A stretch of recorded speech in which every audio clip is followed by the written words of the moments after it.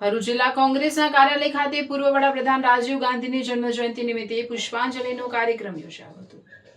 ભારત દેશના સૌથી યુવા પૂર્વ વડાપ્રધાન બનવાનું સૌભાગ્ય અને આધુનિક ભારતના શિલ્પી રાજીવ ગાંધીની આજે જન્મજયંતિના અવસરે દેશ તેમને યાદ કરી રહ્યો છે। ત્યારે ભરૂચ જિલ્લા કોંગ્રેસ સમિતિ દ્વારા પણ રાજીવ ગાંધીને શ્રદ્ધાંજલિ પાઠવવામાં આવી હતી। રાજીવ ગાંધીએ દેશ માટે કરેલ બલિદાનને યાદ કરવામાં આવ્યું હતું।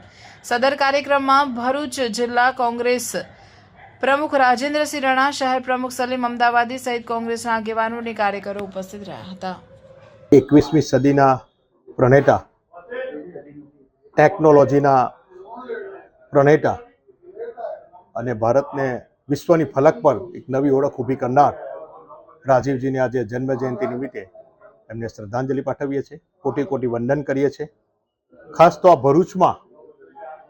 ભરૂચના બી પ્રણેતા કહે તો ઓછું નથી।